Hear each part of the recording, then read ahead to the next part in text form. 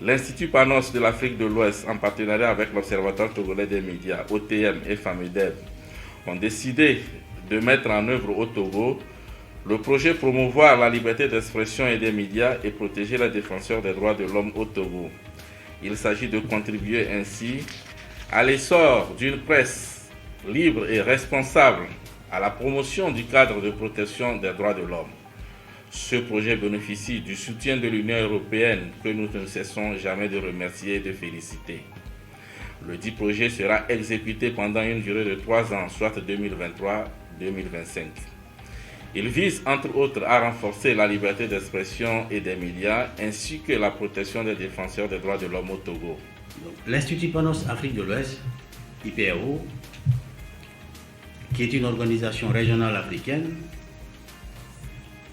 fidèle à sa tradition d'œuvrer toujours pour bâtir un espace démocratique de communication en Afrique pour le changement et la justice sociale, vient accompagner et soutenir l'Observatoire togolais des médias à mettre en œuvre ce projet qui est financé par l'Union européenne.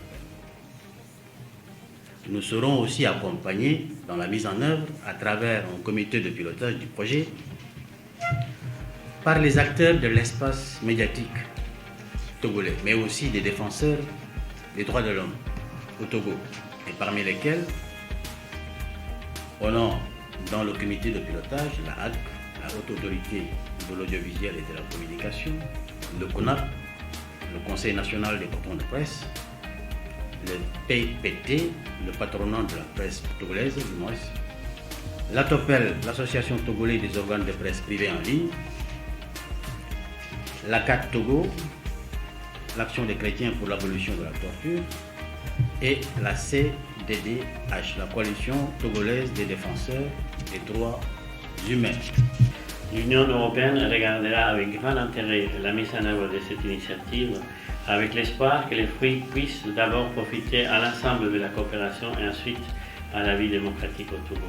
Nous démontrons une nouvelle fois notre attachement à la liberté d'expression, à la pluralité dans un secteur de la presse mieux outillé pour jouer pleinement son rôle dans la mise en œuvre du plan national de développement en cours au Togo. Je souhaite donc un grand succès à ce projet innovant qui devra marquer les esprits ici et ailleurs. La presse est le symbole de la liberté d'expression. Et au Togo, ces libertés sont consacrées par la Constitution et ses dérivés. Dire que la liberté d'expression, la liberté de presse, les droits de l'homme sont une réalité au Togo est indéniable. Tout est maintenant question de l'usage que chacun en fait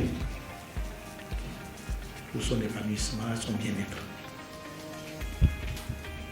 Cet atelier intervient dans un contexte particulier, à savoir le développement effréné des technologies de l'information et de la communication et les instruments qu'elles mettent à la disposition des citoyens dans le cadre de la jouissance de leur liberté.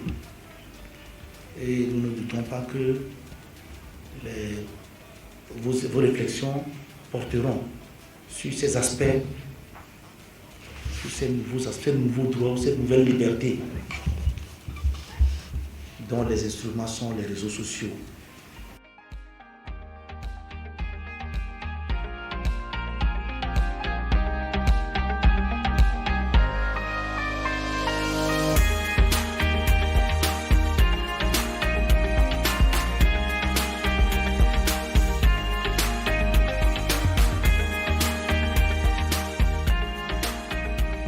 FAMEDEV étant ONG partenaire, dans le cadre de ce projet sur les 3 ans, va essentiellement développer le volet genre au niveau de ce projet. Aujourd'hui, si on fait une analyse du paysage médiatique au Togo, on voit que la question des femmes est sous-traitée d'abord.